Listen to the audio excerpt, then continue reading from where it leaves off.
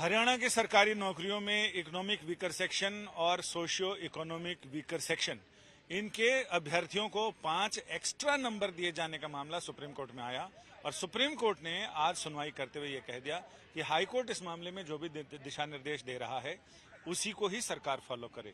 यानी सरकार को एक बार फिर सुप्रीम कोर्ट से भी मुंह की खानी पड़ी है या क्या स्थिति है? बिल्कुल, मेरा नाम सुरेंद्र रावत है और मैं एक टीजीटी अभ्यर्थी हूं। सरकार की तरफ से जो मामला हाई कोर्ट से सुप्रीम कोर्ट में शिफ्ट हुआ था उसमें आज बहस हुई और बहस मुश्किल से 4 मिनट चली।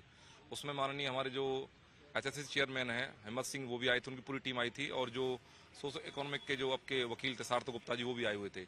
तो उसमें यही डायरेक्शन दिया गया है मतलब सुप्रीम कोर्ट को कि जो हाई कोर्ट की तरफ से जो फैसला था 5 नंबर वाला, ठीक है, वो लागू नहीं होगा क्योंकि इसमें पूरा प्रॉपर तरीके से वेरिफिकेशन नहीं थी। मतलब फैमिली आईडी के आधार पर नंबर देने थे उनको, ठीक है। तो आज चेयरमैन साहब ने ये बोला है कि भाई आज हम या कल रात रिजल्ट निकाल सकते हैं। तो ये हरियाणा के जो युवा लगभग 65,000 भर्ती जो कोर्ट में अटकी पड़ी थी उसके लिए बहुत बड़ा फैसला है। इसमें डी ग्रुप है, आपका सीटी है, आपका फाइनल अब क्या रहेगा कि क्या 5 नंबर एक्स्ट्रा मिलेंगे लोगों को?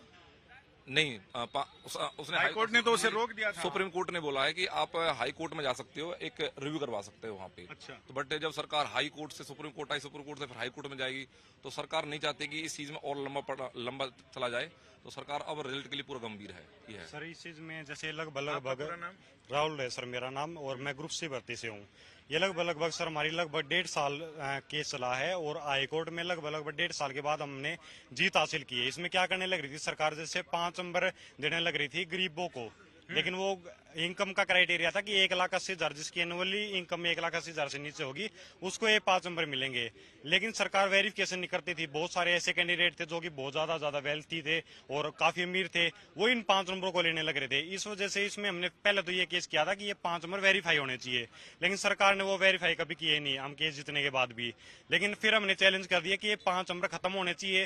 हाई कोर्ट से हमारी जीत हुई, फिर सरकार सुप्रीम कोर्ट में लेके आई मामले में सुप्रीम कोर्ट में 2 ही सुनवाइयों में ये ऐसा मामला हो गया कि सुप्रीम कोर्ट ने कहा है जो हाई कोर्ट ने फैसला दिया है 5 नंबर को ऐसे अनुदानिक करार किया गया है और जो मेरिट के बेस पे भर्ती होनी चाहिए क्योंकि ये डीमेरिट बोला गया है और इन 5 नंबरों को बोनस मार्क्स कह के इन नंबरों को खत्म करने का काम किया गया है। और हम काफी खुश हैं सुप्रीम कोर्ट और हाई कोर्ट के फैसले से और सरकार को हम यही चाहते हैं कि सरकार इन फैसलों को लागू करके। सरकार ने क्या कोर्ट में कहा कि वो रिजल्ट डिक्लेयर करने को लेकर गंभीर है? नहीं, चेयरमैन साहब से बाहर बातें हुई थी। अच्छा, ऑफ रिकॉर्ड? हाँ, ऑफ रिकॉर्ड बात हुई है। आप लगा लो कि ये हरियाणा में पहली बार हुआ है कि बच्चों को अपने रिजल्ट निकालने के लिए 350 किलोमीटर पैदल यात्रा कोसली से पंचकुला निकालनी पड़ी। ये जो अभ्यर्थी हैं लगभग 22 जिलों के डीसी को ज्ञापन दे चुके हैं, लगभग 40 अपने एमएलए बीजेपी के 10 सांसदों की शिकायत ये थी कि कोई आदमी अगर फर्जी हलफनामा दे दे कि उसकी आय 1,80,000 से कम है तो उसको वेरीफाई करने का कोई जरिया नहीं था। नजरिया नहीं था। हम 5 नंबर के खिलाफ नहीं थे, बट हमने एक वेरिफिकेशन होनी चाहिए, प्रॉपर वेरिफिकेशन होनी चाहिए डीसी के माध्यम से किसी भी तरीके से।